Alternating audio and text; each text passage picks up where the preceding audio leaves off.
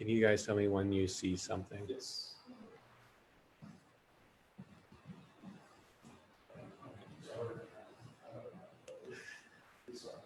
Okay, folks, I think hopefully we're back. This is Joshua Freed and Matt Larkin. Sorry about that glitch. Just technology, I have a feeling that Zoom and Facebook are well overwhelmed. So hopefully everybody who jumped off can now jump on. Matt, I'm not seeing anybody yet, but we did have quite the crowd that was gathering. So good. Maybe they'll come back. Broke our system.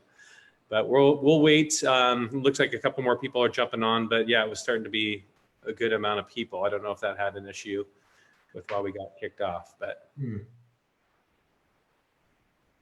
all right.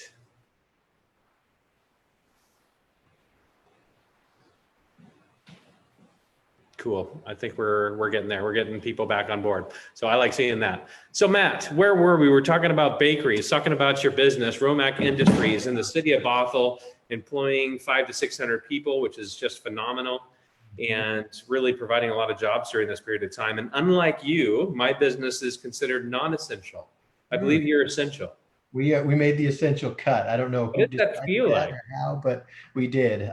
So that's great. Not from a selfish perspective, but from the fact that we can keep all of those folks employed with all of their benefits and all of the salaries they need to pay their bills. So we're excited about that.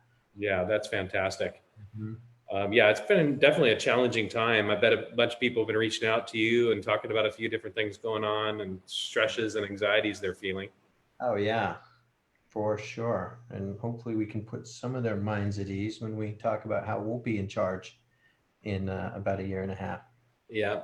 Well, so a few people sent some questions in. We captured them when we had about 50 or so people on just before the last live crashed about 5 minutes ago. But let me ask you a couple, because these are not for me. These are for you. Okay. I have one here. Attorney General Bob Ferguson sent out a fundraising email off a dangerous President Donald Trump coronavirus conspiracy. I don't know if you saw it, but what do you think of that, and how can we prevent folks from being scammed? I did. All of his emails go to my junk mail folder, but I do check them. And I think the one that's referring to is the conspiracy that Donald Trump created the virus in some effort to do a power grab and not step down from the office of president come January. Which is, I mean, it's laughable to you and I talking about it. But the fact that Ferguson is playing on those fears, there's real ultra-left liberals who that's their real fear. And he's playing that up big time. And that's kind of been the unfortunate theme with Bob Ferguson. He likes to fundraise off of his anti-Trump conspiracies and off of his anti-Trump lawsuits. And it's, you know, it's successful for him. He's raised over $2 million. He actually sent out an email with the conspiracy that Donald Trump created this? Yeah. No, I don't think it said created. It said that he was somehow behind it or facilitating. I don't know. I'd have to pull the email itself up, but that was the gist of it, that it's a power grab on Donald's part. Oh, I didn't know he was a member of the, you know, vast left-wing conspiracy crowd that thinks that things are happening behind the scenes with greater powers behind the president. Well, if it raises a buck, I guess he'll say anything. Fortunate. Well, he has said a lot of different things. I mean, definitely with thinking about the 54 different lawsuits, or is it 58 now against Trump? Now. 58?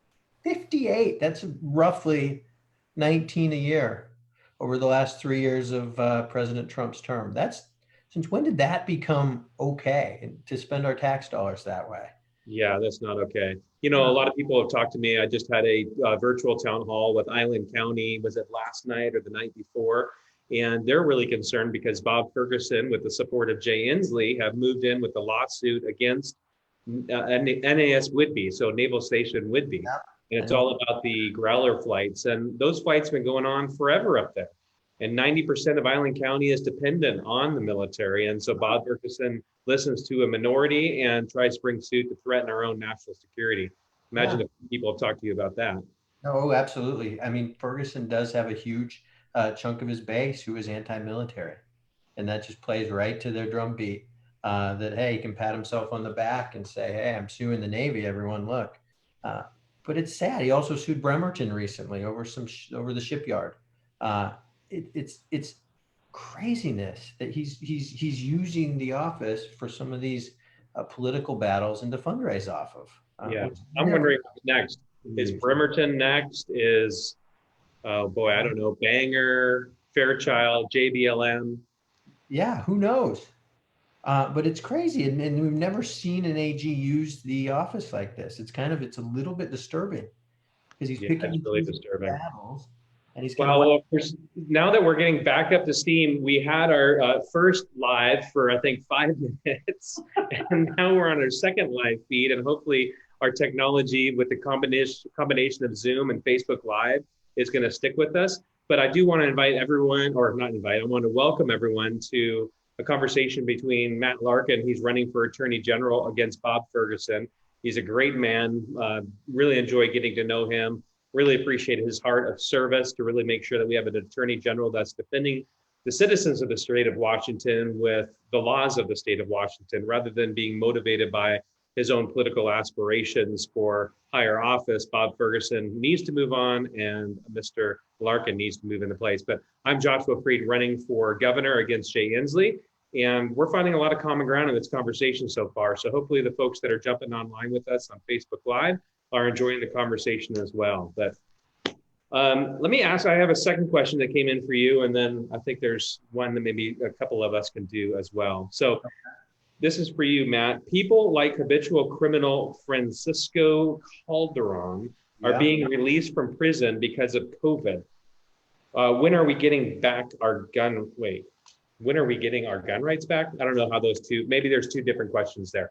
So people like habitual criminal Francisco Calderon are being released from prison because of COVID. So the concern is, here's these criminals being let go. And then at the same time, I think cities like Bellingham and Edmonds are trying to take our constitutional rights away with the First and Second Amendment. Any thoughts? Well, let's maybe take the first one first. It's part of what I'm running on is a law and order campaign. We need to support our law enforcement, but we need to enforce the law, period. We need to get these guys off the streets, these habitual offenders. You saw that with the shooters in downtown Seattle.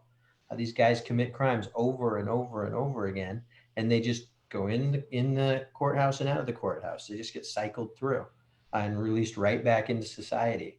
And that's part of that kind of liberal worldview that says our prisons are too crowded and we need criminal justice reform and all of these things. Well, okay, but we need to look out for the rights of Washingtonians, the innocent victims in these crimes, first and foremost. One of those victims of the shooting that happened downtown was a 9-year-old boy. And my son, he's the same age as my son. And I mean, that hits home, you know, these are innocent people just wanting to go downtown and they're caught in the crossfire, and it's not right. And we need to be a little bit tougher on the laws, period. And we haven't heard a peep from the Attorney General about any of this. He's too focused on what we talked about a second ago, suing the Navy and suing the Air Force. And yeah, well, I remember with that incident specifically, those two guys that were down there doing the shooting eventually got arrested in Las Vegas. But between them, they had 70 arrests. And of course, the default response we heard from Jenny Durkin is, well, this isn't as bad as other cities. Well, it's pretty bad when 5, 6 people are getting shot at McDonald's. A 9-year-old kid who's thinking he's getting a Big Mac gets a bullet in the leg instead. I We mean, need to start enforcing our laws in this state for sure. Sorry. Right. But the classic response that you hear from the leaders at the state level and at the city level is, oh, it's a gun control problem. And no. That's where they went. Go after the law-abiding citizens who enjoy the Second Amendment rights.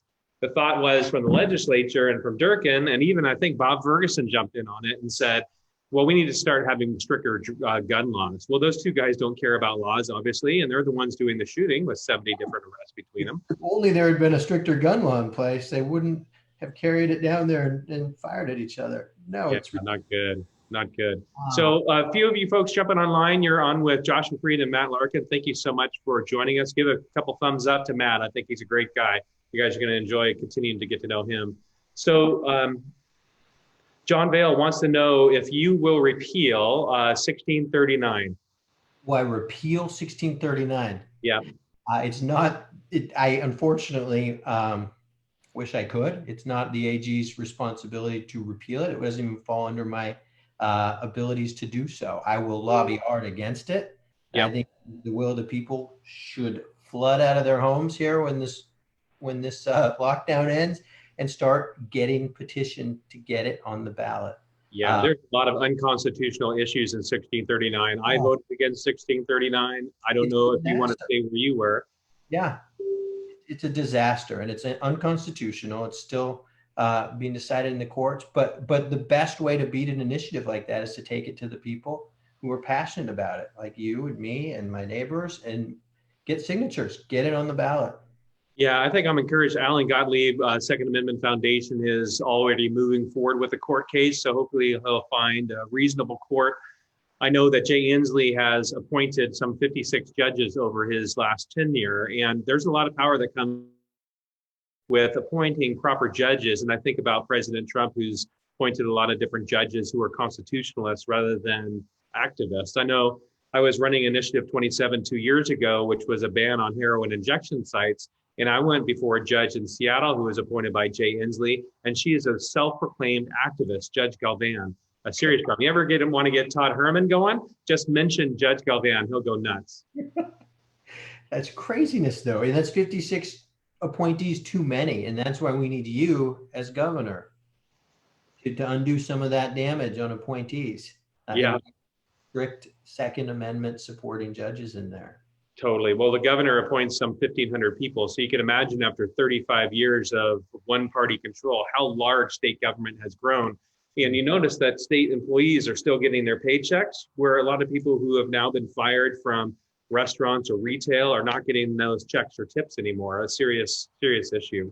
So we got a question here. As governor, what would you do to protect the homeless during the COVID crisis? So I guess this is for me. That's for you. Boy, there are definitely the most vulnerable among us when you think about those folks that are living in the streets, out in the elements right now.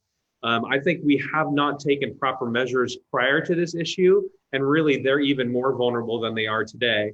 And yes, there's absolutely personal responsibility when it comes to many issues that allow people to go into homelessness.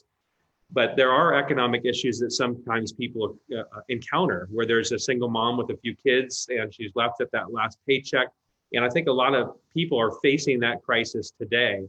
And there's other issues. Obviously, mental health issues need to be addressed. We see Western State Hospital was decertified in July 2018. We see probably 80% of the homeless are struggling from drug or alcohol addiction. And so right now they're vulnerable in the streets. And for me, I don't think it's compassionate. And Matt, I know you think the same way, to just let them live under tarps underneath freeways or in parks surrounded by garbage and needles. No, you know what bugs me is that the left has claimed the mantle of compassion over the last 20 years. They're the compassionate party.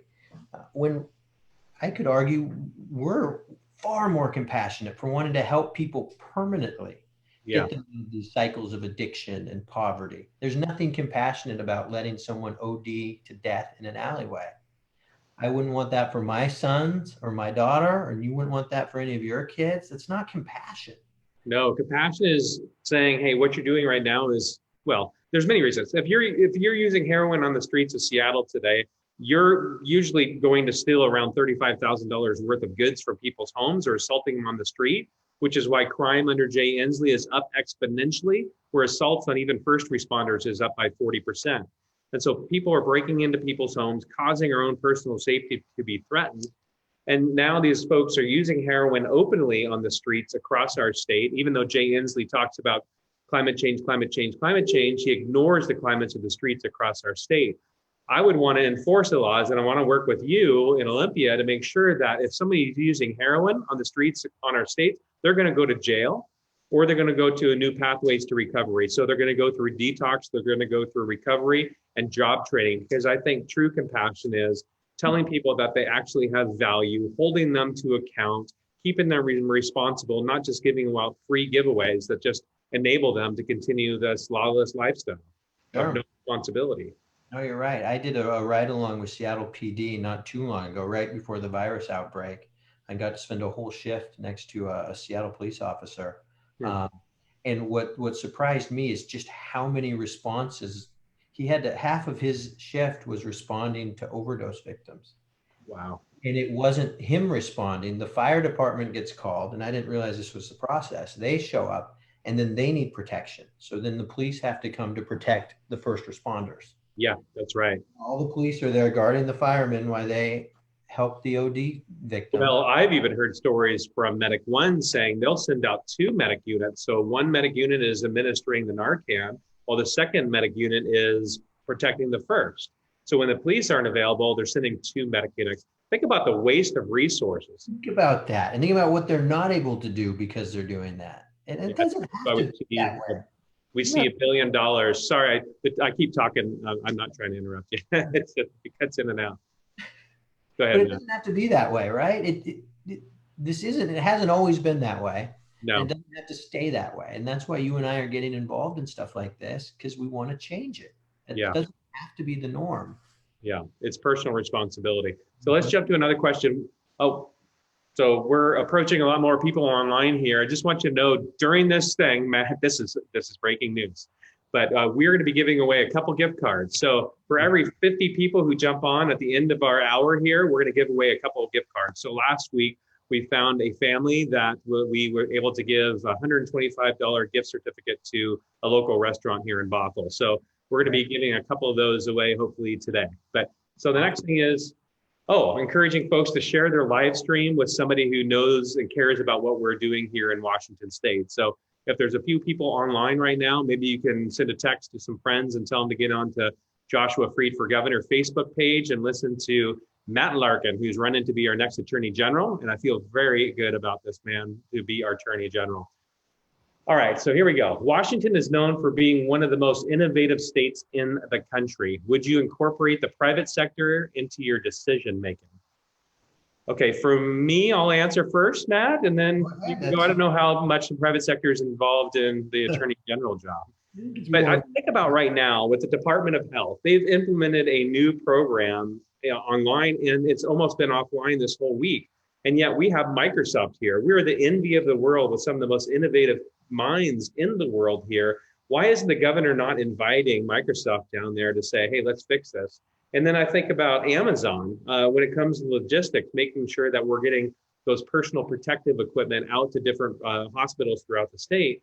I hear from the governor, he's relying on the federal government, yet I believe there is a role of the governor to be responsible for the state. When you consider that we have a government that is based upon a republic, that means we shouldn't just be relying on the federal government for all our needs. We need to have responsibility ourselves. And yet Jay Inslee has been accused of complaining, as the governor has said, or the president has said.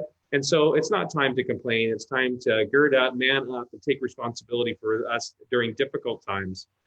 All right. Do you want to answer that? Or I don't know if private sector is involved in much of what you do. Enough to give a answer people want to hear. But okay. What character qualities do you admire most in someone? Well, maybe Matt, who is somebody that you look up to? I look up to my dad a lot. He's my role model, hands down. And what I like about him is steadiness under pressure. He's cool, calm, and collected. He's reasonable. No matter what I'm going through or what anyone in the family is going through, they can come to him and they get an answer that's from the heart, and it's not emotional, and it's amazing. So that's one thing that I look up to among other traits. I'll kick it to you for one. Yeah, well, a lot of people really love what you just said. A lot of hearts and thumbs up. So they can see your heart, man. You communicate in such a way that people will truly see that your motivations are pure. But I think about my dad too, and my mom. I mean, both of them have been great examples to me throughout my life. My mom's been a nurse, and so that's been very comforting. She certainly has taught me to wash my hands each and every day. She's talked about you couldn't imagine, Josh, the cultures on the handles of door handles. So she's definitely kept me in line with that. But I think about my dad, who's had a dedicated heart of service his entire life. He used to work with the United States Agency for International Development. So we spent time living in Egypt and Pakistan. He's been involved in serving in Afghanistan and Indonesia and all over Africa, setting up feeding programs in Africa, setting up full train cars of maize. He set up a refugee camp with, I think, 1.5 million people in Pakistan for the folks that came out of Afghanistan. during the war with Russia. So always involved in civic involvement with him. He's gone to Kenya, drilling wells there and paving roads in different countries. He's definitely somebody who has put the uh, thought of service in my mind. What a cool example. Yeah, it's kind of fun. So I think our dads would be dear best friends. I have that I think feeling. so too. Yeah. All right, you guys, thank you so much for all the likes that you're putting up there. It's pretty awesome. My screen is just turning blue. All the things up. A lot of thumbs up. I really appreciate it. So we have a question from Gigi. Matt, you have the impressive combination of prosecutor of Pierce and Spokane counties with experience of successful businessmen. You've also led faith-based community initiatives. And I think you work for President George Bush. Do you see any value in our state using this model for solving some of the problems plaguing our state? Sure, great question. Part of what people don't realize, when I worked for President George W. Bush, at first in his faith-based and community initiative office, that was his very first executive order on day one when he was sworn in. He signed that office into existence. And it was because he felt that these private charities are already doing really good work. The nuns have a far higher success rate than the government in a lot of areas. And the mom and pop food kitchen serves a lot more people than the government handout stations. And they're doing really good work at the local level. And they're all in and around their communities. And 90 cents on every dollar that you gave to them goes to the cause that it's intended for, as opposed to the shockingly federal government's the inverse. So all President Bush did was say, why don't we empower these private charities with the ability to connect with federal aid? So he set up this office to do that. And there were grant writers in the office. He held annual workshops where private charities, churches, religious, non-religious, could all show up, and these government employees would help them navigate paths and fill out paperwork and navigate the federal bureaucracy on how to get charitable federal money. And it was really successful. Obama kind of gutted it and renamed it, surprisingly. But it was really, really effective. So yeah, I think at the statewide level, that'd be something certainly that a Governor Freed could consider instigating. Yeah, like you have the exposure that you've had to, Bush and DC and some of the positive things that can be done out of there. But I think about our own Congress that was working till 2 a.m, trying to work through these recovery type packages. I've been calling on the state legislature, calling on the governor to jump in to try to give some immediate relief to taxpayers today. I've come up with what I call a Washingtonian's First plan, where I'm calling for B&O tax holiday. I'm calling for bridge grants to be given, calling on the property tax, the state portion of the property tax to be extended until October 31st. There's a lot of different things in a 5-point plan that you could do to immediately give tax relief. And yet what we're hearing from our governor right now is almost a guilty position of pushing people down. I think people are more motivated to be able to stay at a stay-at-home order rather than just saying you're going to write your kids out of the will if they are out on the sidewalk and let the governor know he's going to come find them. That was painful. There's some positive science and the reason to stay home. I know for me, I feel more motivated if somebody's not just trying to push me down, but say, all right, this is a reasoned approach, the reason why we're doing this, it makes a lot of sense, right? That's leadership to me. But Sure. I read your plan. I liked that a lot. A lot of good thoughts in there. So we got a question from Fawn Spady. Please talk about Ferguson's self-serving Facebook ban. Amen. It just incumbents and candidates need to report all spending. Oh, yeah. Candidates definitely need to report spending. Can you talk about that Facebook ban? Sure. Well, it was the equivalent of him building a gigantic treehouse and then pulling the ladder up behind him and saying no one else can come up. So what he did, he invested, right up near $20,000 building up his ads. And then he brought the state into a legal threat against Facebook and said, you've got to end political advertising, which is ridiculous. And it's part of our appeal as conservatives. We're good at grassroots organizing. We're good at online organizing. Trump ran circles around Hillary on the digital media. And And we're not allowed to do it. You've run into this problem. I've run into this problem as a candidate. Our hands are tied. And Ferguson's up in the treehouse, and Inslee's up in the treehouse because he did something very similar. Yep. And they're not going to let us come up into the treehouse, which is it's corruption to its core. And it's not right because it limits free speech for all candidates who want to get into races like this. So it protects incumbency is what it does. And it makes it very hard for someone like me to challenge him. I like your tree house analogy, because I think about right now, Jay Inslee has deemed that single family construction is non-essential. So he won't even let me build a ladder to that tree house. Unbelievable. I think of the industry, so many people, whether you're a plumber, electrician, framer, cider, these people who are independent operators just wanting to provide for their family. In the construction industry, we definitely know how to work with safety. It's drilled into us constantly. You got the L&I that's watching everything that's going on. We have, every week at mine sites when we're doing construction, and every home building group across the state, you have safety briefings every week. And if I have more than 2 people working in one house at one time, like the plumbers, they get angry if an electrician wants to come in because they want to be able to have their own space in the house. So there's already that physical distancing that exists. Sure. It's ridiculous. Trust me, I get a little bit paranoid because only 2 states out of the entire nation call construction non-essential. And yet the federal government calls it essential. Some people have reached out to me, fellow builders, and wondering if this is a personal vendetta that Inslee has against his top competitor. Sure, unless it's a union job, of course. True. Key Bank is moving, or Key Arena is still moving forward. But well, I'm so glad everybody's jumped on. We're still pressing forward. We got another half hour or so of just conversation with Matt Larkin, who's running for Attorney General. Please stick with us till the end. We have a gift certificate to give away. We gave one last week is $125 to, I think, Grotzi's in Bothell, to a family that was super excited to receive it. So we'll be drawing that name at the end. So I've got a question, hopefully for both. Let's see, Mary Jo Bader. Washington legislature doesn't care what we vote. If they don't like the results, they just do what they want. Boy, we've seen that so many times. I mean, $30 gas tabs, many different taxes that we voted down in the past. We voted down an income tax twice already, and yet they continue to push forward. They're trying to change the name, called the capital gains, even in this legislative session, and yet it's still an income tax and it's still against the Constitution.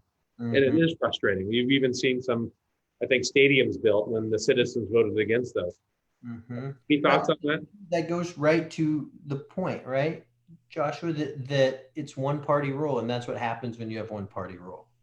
I mean, they've got the governor's mansion, they've got both houses of the legislature, they've got a solid Supreme Court behind them now, and they hold a lot of other statewide offices, and that's what happens. There becomes an arrogance and a groupthink that they know better than the citizens of the state of Washington, and you've seen that, and it's I've seen that before. That when I was running Initiative 27, that was the ban on heroin injection sites, that they said the voters didn't have the right to vote on health-related matters, that they felt that King County Health District had the true corner on the market on the knowledge when it comes to heroin addiction. And the guy who chairs that committee is Rod Dabowski. He's a lawyer. He's not even a medical professional. So I think there's a lot of people who can understand that injecting heroin in your veins is an extremely bad idea, and government shouldn't encourage it. Sure. And I don't know, I can't speak for Inslee on that one, but I can speak for Ferguson's silence on that issue. He hasn't taken a position, and I'm not surprised because, again, he's going to cater to his base and not going to want to tip the scales because those liberal Seattle activists are totally for heroin injection sites. Yeah. Bob came out against it. He's a smart enough guy to know that it's a terrible idea, but he just won't speak out on it. So once I get out of the primaries and I can take the fight straight to Bob, that's an issue we're going to corner him on and have a lot of fun with. Yeah, well, I'm excited for that. I think about the U.S. Attorney General, thankfully jumped in during that process and said, yeah, we're going to come in. If Washington State wants to break the law and have the most irresponsible idea to address the drug crisis in America to open heroin injection sites, we're going to shut you down. So Tom Mayer has a question. I know we want everyone to be healthy and safe, but what do you think of the petition that's going around to get the X to be governor to allow construction to restart, providing we do it in a reasonable manner. We need to keep as many people working as possible. Tom, I completely agree. I know a lot of my friends in the construction industry. We have regular safety briefings. I know at my company, and I know Richmond America does so. DR Horton does so. A lot of local builders. I know a good friend of mine in Kitsap, Sterling, does that. It's just something that is naturally part of your business. And I imagine in manufacturing too, safety is a huge component to what you do. It is. One of our biggest customers are contractors and those out on construction sites. And this is affecting them. And if anyone who's been on a construction site can tell you, you're not shoulder to shoulder with guys in an assembly line. You're 20, 30 feet away working by yourself, often wearing a mask anyway. So it's a ridiculous example of our governor's selective enforcement here.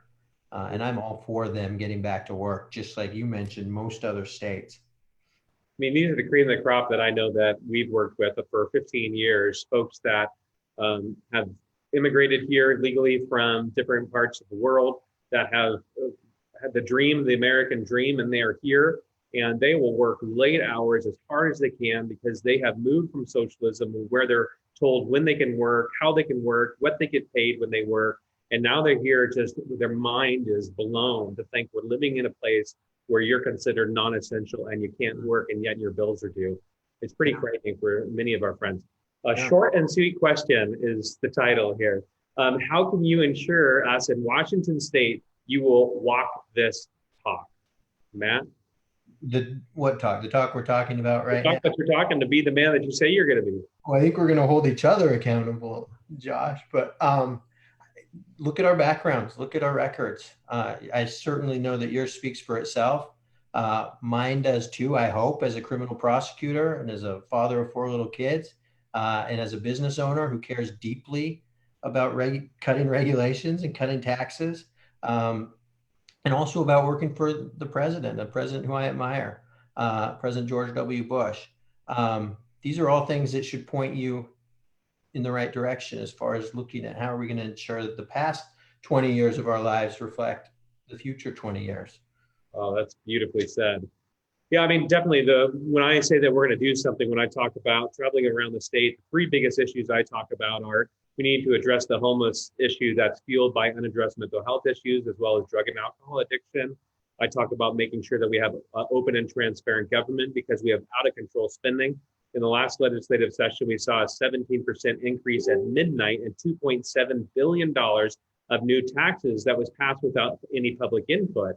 And we could see how irresponsible that was. When we're in a rising economy, we should be cutting taxes and putting money away toward the emergency rainy day fund. And yet Jay Inslee is suggesting to spend $319 million from that rainy day fund to build 2,100 beds for the homeless. I can tell you right now, we are in a crisis, and Jay Inslee and the legislative majority did not plan for this. They didn't even plan for a slight dip in the economy. And the third biggest thing I focus on is making sure that we will never have an income tax.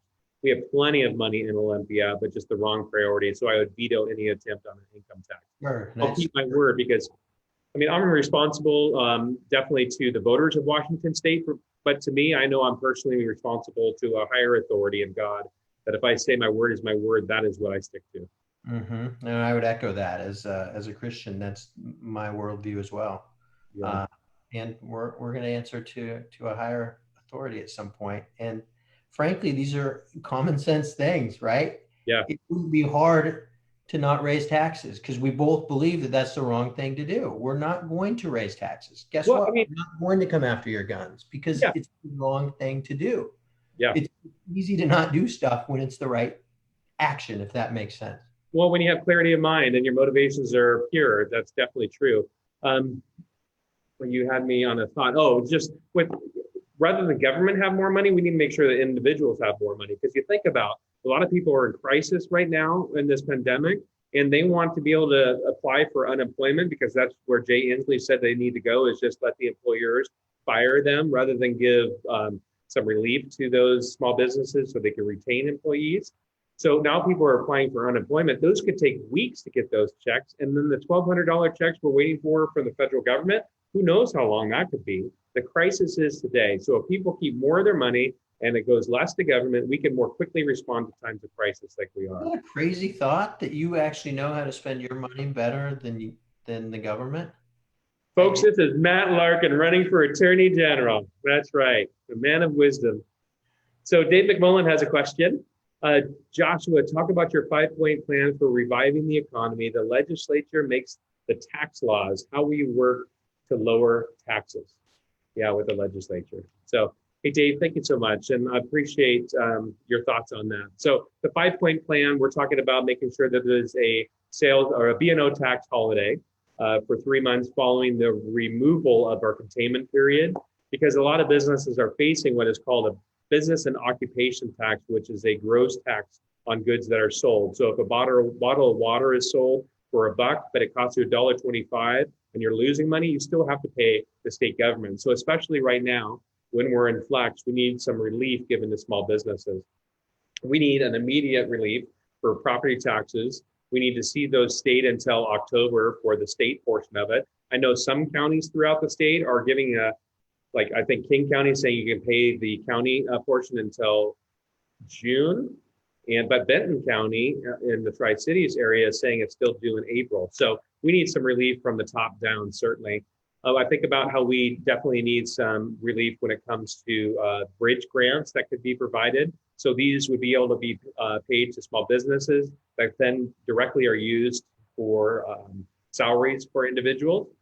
And then I also think about how we need a sales tax holiday for 1 month for retail and restaurants following the release or the removal of the containment period. I want to see people flooding back into small businesses, spending their money with a 10% discount immediately. We need relief. And one great idea that Dave McMullen gave, well, he's given many, but a great idea I really love that he told me was, what about a tax credit? So any business that is considered non-essential and prevented from working right now, if they're continuing to pay salaries to employees, they should get a tax credit, because otherwise they could just let those folks go. But a lot of those business owners really have compassion for their employees. They become family members and they don't want to put them in a higher state of anxiety. So Dave's idea was, hey, let's give them a tax credit toward those salaries that they paid during this period of time. All right, so will we be spending more time in Eastern Washington? There are not many candidates that care about this area, even if you are from here.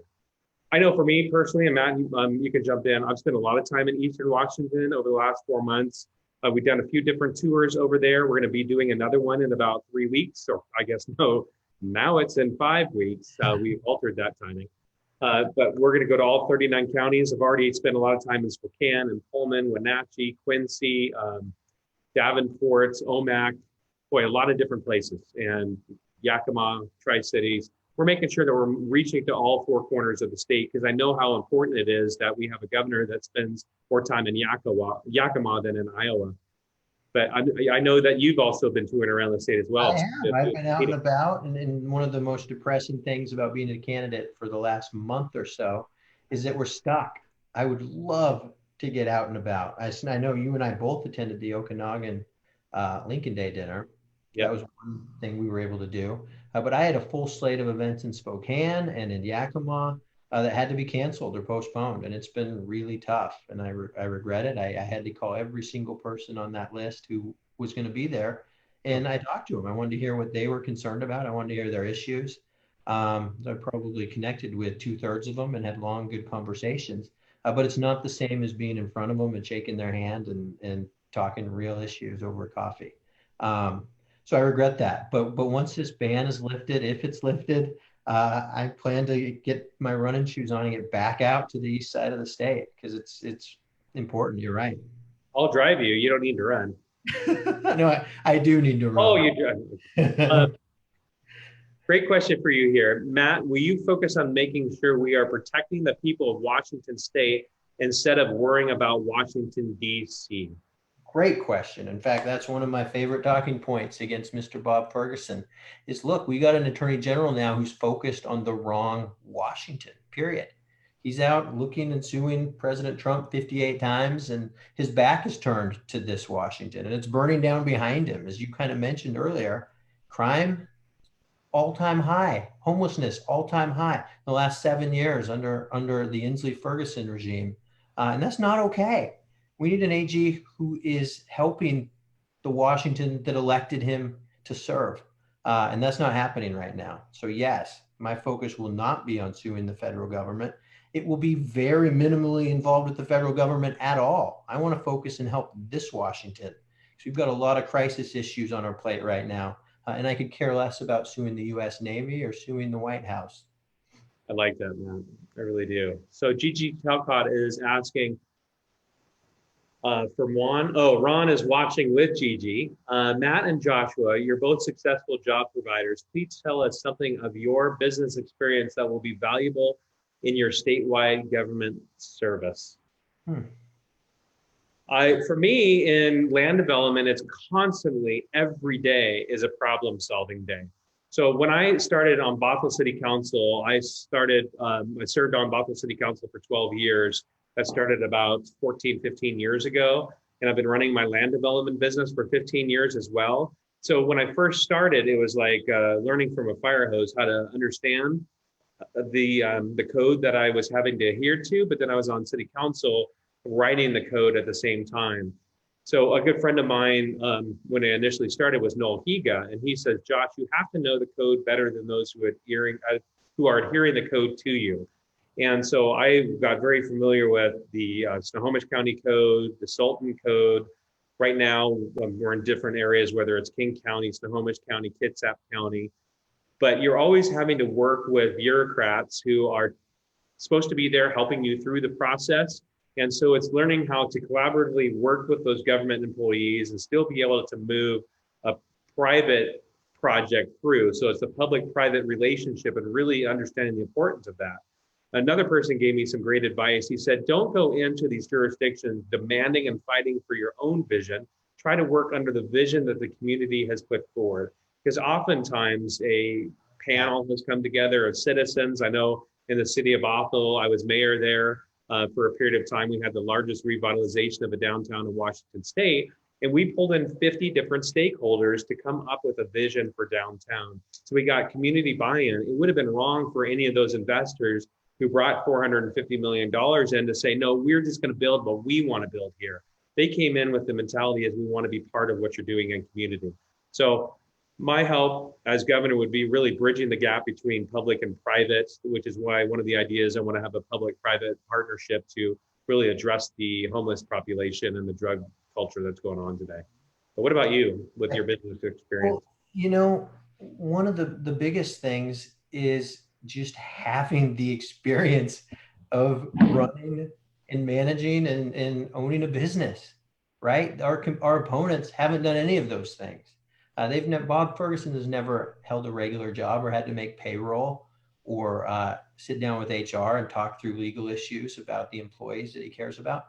No, he's been a public servant his whole life. And Inslee is double that. Inslee has been running for office since he was in diapers, I feel like.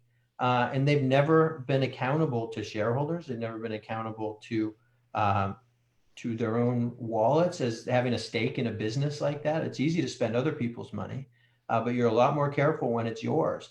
And that accountability and just learning the ins and outs of employing people and their issues and their problems and how to help them. Those are all things that fall under the banner of owning and running a business. So I think you and I both bring that experience to it, Josh, as business owners. And I'd love to corner Bob Ferguson and talk business with him because you wouldn't have a lot to say. Yeah, for sure. So Matt, I'm going to take just 1 second here because I see that there's still folks on, but there's no video. I don't know if we're seeing any video at all.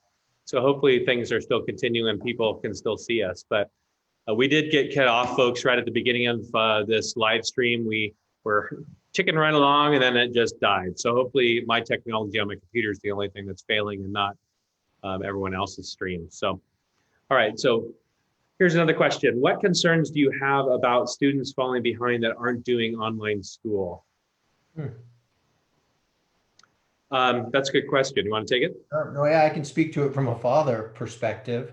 It's concerning. I think it's a challenge, though. Or my heart goes out to every single parent out there who has to educate their own kids now. It's tough. It Yeah. really is. My wife will go 2 hours on with one and then without taking a break for herself, she switches and teaches my other oldest one, my second oldest, for 2 hours, and does that all throughout the day. And she gets done around 8 o'clock at night. We take school through dinner sometimes, and it's just the volume that's coming at them. So I don't know if my kids are falling behind or not. My heart goes out to those that are. And I just hope that we can get back to normal as soon as possible, because there are wonderful teachers out there who love helping and teaching our kids. And we need to get them back out there so they can do what they were born to do. Oh man, well, that's a great answer. I totally see eye to eye with you for sure. A lot of parents are feeling the pressures of working, not working, making the bills move forward or get paid, and at the same time trying to consider their students that they're having to pay to make sure that they're not left behind, further behind right now. So Lee Bollender, would you consider a complete rehab of our present construction permitting process? Shorten the time frame and putting more burden to comply upon the contractor. Build it to code. If you don't, then we spend more time and our penalties in the contractor. So I work in many different jurisdictions over the last 15 years, Lee, and everyone has their own permitting processes that they run through. So that's something to consider. I know in the city of Bothell, we try to streamline the permitting process. In the city of Seattle, it took me one time 2 years to get a 5-unit permit, or 5-unit townhome permit through. And typical jurisdictions like Kitsap County, Snohomish County, you'll be able to get a 5-unit townhouse permit through in 3 months. So when you have a housing crisis that's going on right now, when you have bureaucracy not moving things as quickly through as they can, that's a serious problem. So when I was in the city of Bothell, we passed a code that allowed for people to pay an expedited fee.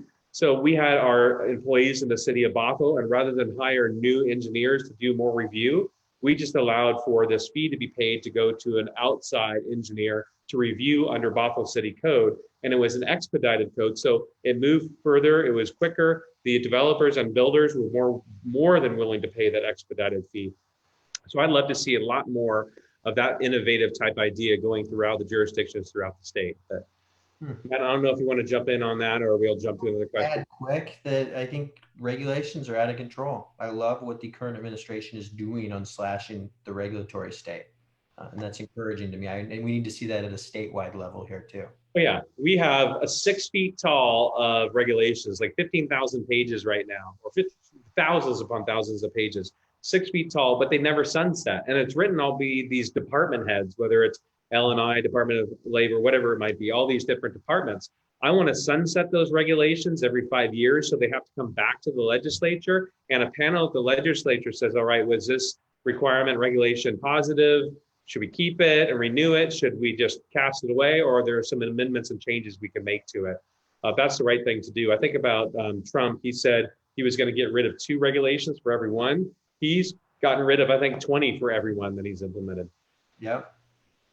All right, so we got about 6 minutes left, folks. Maybe we'll take a couple more questions, and then we do have a raffle that we're going to give away for a gift certificate. So the unemployment numbers that just came in are scary.